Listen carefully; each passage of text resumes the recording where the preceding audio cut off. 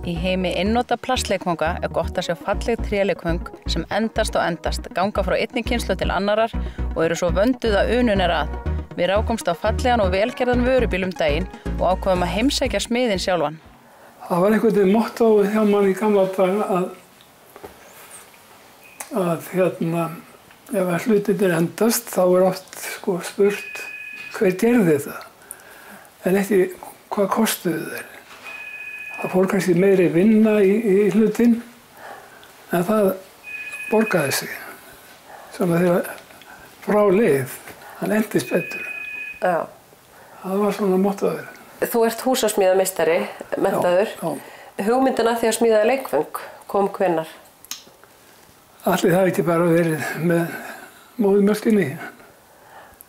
Ég uppalinn í Flatey í 19 ár og þar þurftum við að skaffa okkur allt sjálfur og snemma var byrjað að klambra saman báta og sigla á vógnum þar. Og nú svo þegar maður sjálfur eignaðist börn þá hugsaði maður alveg eins að það væri gaman að geta smíðað eitthvað fyrir þau. Þannig byrjaði þetta með einhverju öðru ég man nú ekki alveg fyrst. Það var reyndar alltaf í Flatey þegar við fórum þangað hverju ári og þá var alltaf þurft að smíða einhverja báta til að geta siglt í vógnum. Þannig að áhuginn á húsasmíði hefur kannski komið út af því að þú varst byrjað að smíða bara frá því þú varst krakki. Já,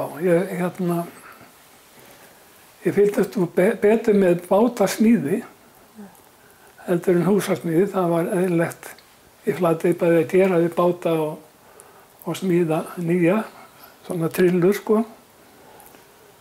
Og við fylgdust svo mikið með því strákarnir og hjálpuðum til við að halda við saum þegar þeir eru að hnoða byrðingi saman. Og það endaði reyndar með því að við tókum okkur til 3. Þá var ég orðinn eitthvað 16 ára og smíðum allir borðabáta sama veturinn og á sama stað, bara sitt okkur á borði. Ja. Og það hefur einhvern veginn haldið áfram hjá mér að reyna að smíða eitthvað og frekar með kaupa og gefa krökkunum og barnabörnum. Þú smíðaðir fyrst svona pallbíla og vörubíla, þessa grænu sem við sjáum hérna. Svo það var fyrir, það ekki börnin þín? Jú, það var fyrir einkasoninn. Svo búið að uppfæra næstu rauðu og bláu bílana. Það svona annað módel, Þá erum við komin í barnabörnin. Já. Það ekki? Jú. Hvað SF1 og þessi skammstöfun á þeim, fyrir hvað stendur hún? Já, það stendur fyrir nöfn barnanna. SF Svanur Fannar, hann fékk númer 1. DF var númer 2.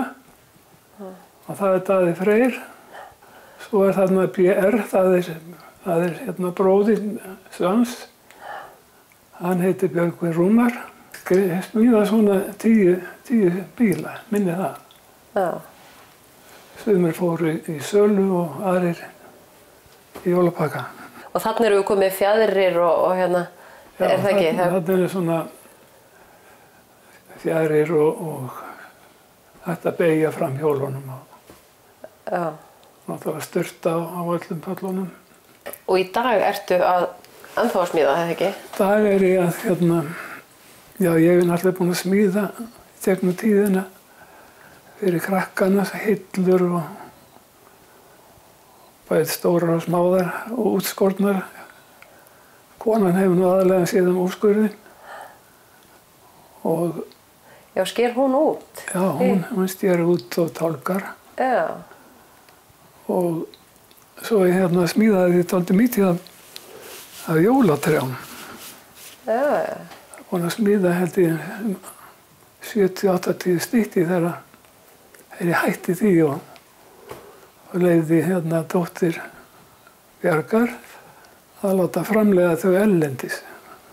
Sem sem eru í sölu núna þá? Þau eru í sölu núna, já. Já. Það er jólatré.com, minni mig, síðan hjá hann. Það er þá þín hönnun þar? Já. Já. Ef eitthvað foreldri eða amma og afi er að horfa á þáttinn sem að langar að smíða leikfang fyrir barn eða barnabarn, áttu góð ráð til þess að ná þessari gríðarlegu endingu sem að leikfangin þín hafa haft? Það er náttúrulega gæstið fyrir eftir hæfileikum þess sem ætlar að smíða það. Já. Það er bara að reyna að vanda sig bæði í efni og gefa því tíma. Þetta tekur allt tíma.